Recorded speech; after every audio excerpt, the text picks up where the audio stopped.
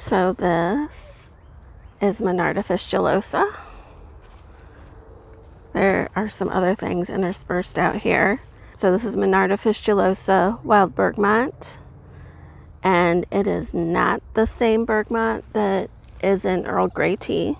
It is a member of the mint family, the Laminaceae family. It is native to North America. It has spicy, warming energetics. You can look, there's some more down here. Today we are talking about wild bergamot, Monarda fistulosa, which is this beautiful purple flower.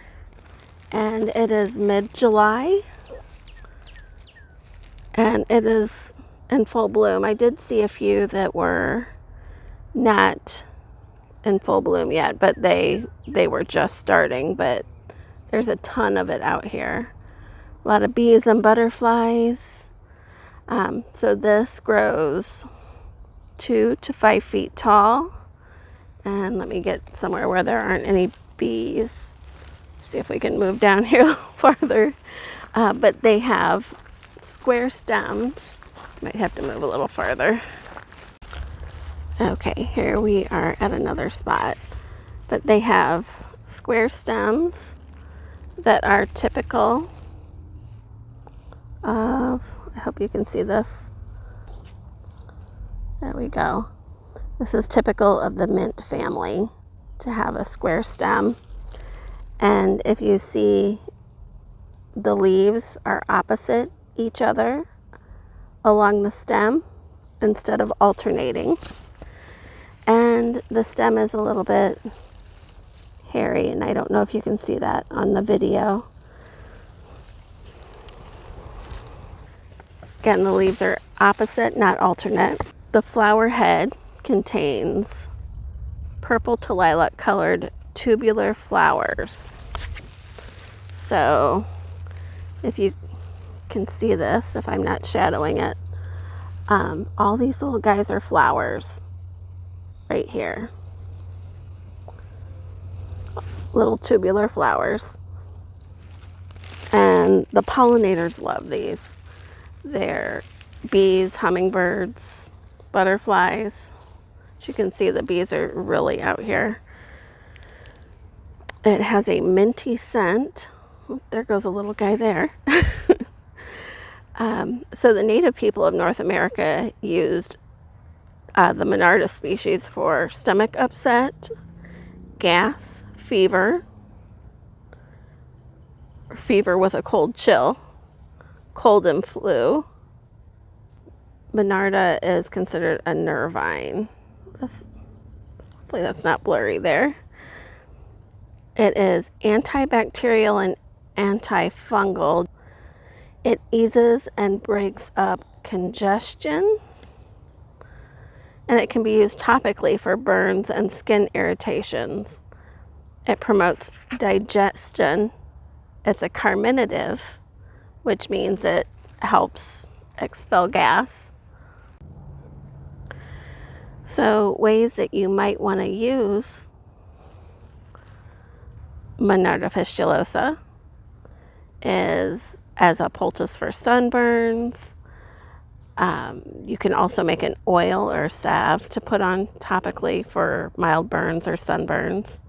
You can do like a steam inhalation for congestion. You can add it to food. You can make an infused vinegar or an oxymel, which is a combination of vinegar and honey, raw honey. And you can also make an elixir, which would be an 80 to 100 proof alcohol with the herb and honey.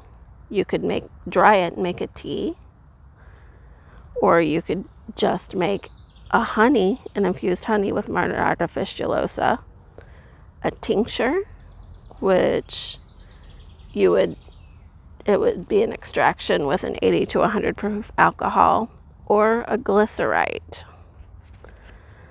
So along with the medicinal benefits of Monarda fistulosa, it obviously attracts a variety of pollinators including bees, butterflies, hummingbirds. Native plants tend to have a really deep root system, so they are going to survive better in the heat of the summer. So they're beautiful. It's one of my favorites. I used to grow this when I had a yard. See, I don't know if you can see these. This looks like they haven't opened yet. But this is a really nice plant. There's some gray-headed coneflower. Some rattlesnake master. Kind of diverging. So you can see some of the other natives. I think that might be a tall coreopsis out there that hasn't flowered yet. There's some butterfly weed. That's pretty tall for some butterfly weed. It's beautiful. Ooh, there's some echinacea too, right next to the butterfly weed. Some purple coneflower.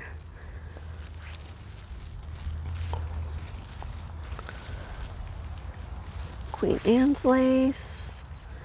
It's an absolutely beautiful day. Some common milkweed. More Queen Anne's lace.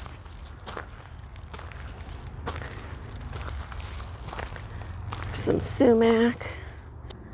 Staghorn sumac. It kind of has the fuzzy stems. And the seed heads are edible and medicinal.